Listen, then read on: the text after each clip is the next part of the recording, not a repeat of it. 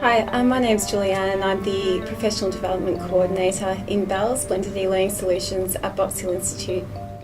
We need to get buy-in from each of the teaching centres and the service centres as well, because the implementation depended on having support from service centres, also having the support at executive level and right down to teacher and student level. So to start with, we did that consultation, we did some research and analysis, both into the pedagogical aspects of using e-portfolios, but also into the IT infrastructure and how we could best support it. And then we went on to do some training for teachers, so that occurred 6 months before the rollout for students. And we train teachers basically in what the system is, how it ties in with the Moodle Learning Management System, which we're also using, and giving them some tips on how they can best integrate it into their delivery and assessment. After the teacher training, then we also looked at how we're going to roll it out for students, and that involved tying it into the Student Induction and Orientation Program, the GPS Learning Pathways.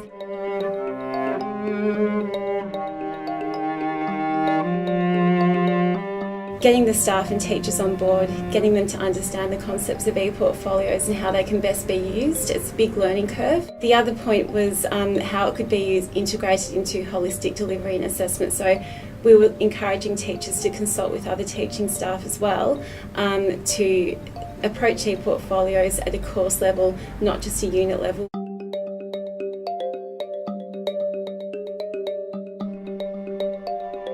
First of all, in the infrastructure analysis, we needed to look into what system we would choose as our e-portfolio system.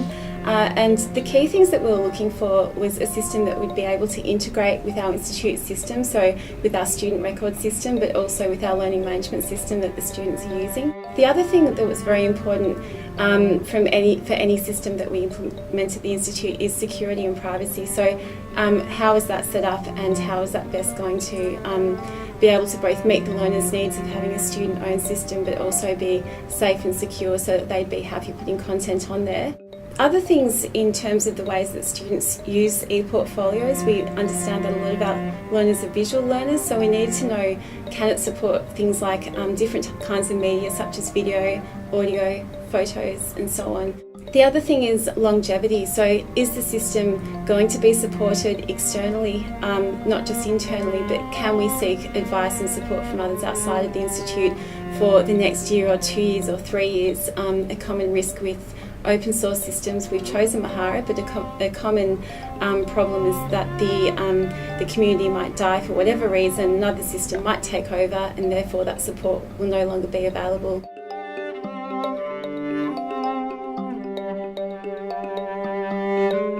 It was quite a long process. So what we did initially was we created a communications plan and clearly identified who the key stakeholders were within this process. We started the process very much from, as Julianne said earlier, around looking at student research and what they wanted and where they wanted to see, what the functionality they wanted from a system. We got the students to vote on look and feel and on main features. So we made sure there was a strong sense of ownership.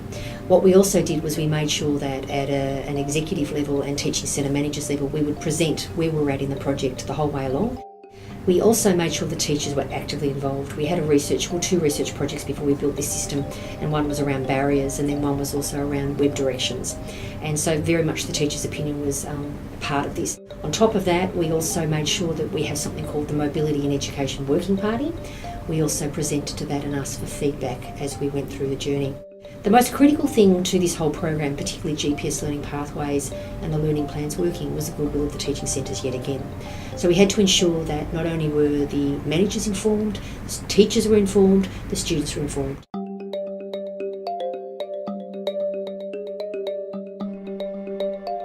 There's two ends to this whole stakeholder collaboration.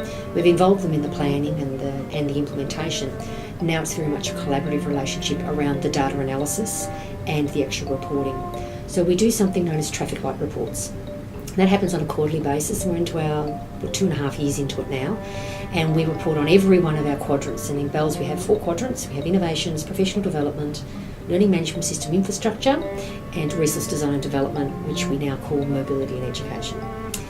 Each of those quadrants are reported on. So for Mahara, we report on student logins, teachers logins, and we actually track growth or where it shrinks, and we actually use those as red, yellow, green to determine where extra support and assistance is required, or where, quite frankly, we need to lift our game. So in terms of the data analysis, it's been very interesting, especially with the introduction of individual learning plans. We're now giving self-serve websites to our teachers for them to actually be able to access this data when they need it, how they need it, because it's about their students and it's about their engagement. So it's empowering the students and the teachers.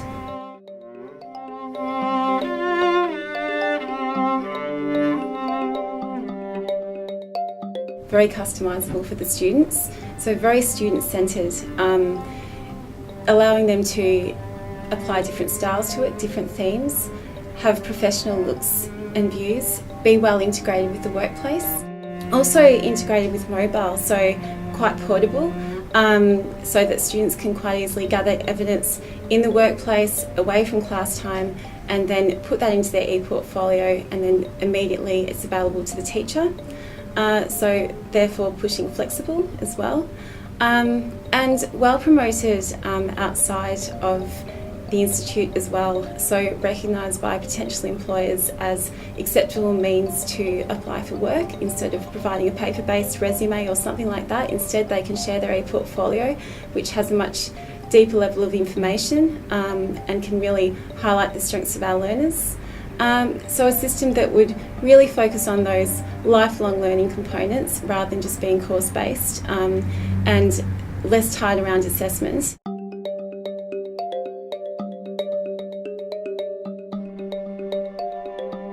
I think the paramount lessons, and there's probably three. One is that I would have spent, as a team, we would have collectively spent more time putting together templates. Number two, I would have kept up the magnitude of the training around e-portfolios. The third one I'd suggest is that, and this is one that we will do now, but that integration between the workplace. If it is only used as an assessment system, I think its value is limited. However, through that design of templates, we can actually move the students through multiple experiences and teachers as well.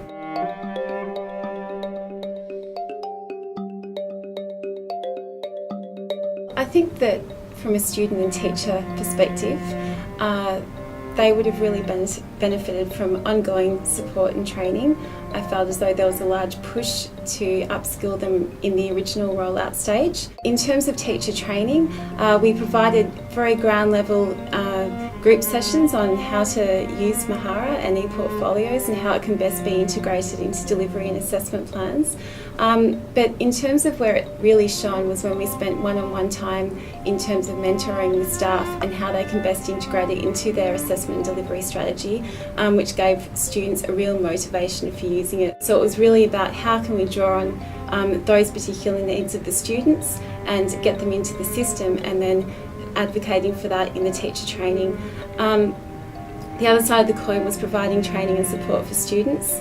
And while in the original induction program, the students got training on how to use their e-portfolio, we did have support for the students through the library and the e-learning help desk, but it was about getting that communication out there. So I think a strong communication strategy is very important also.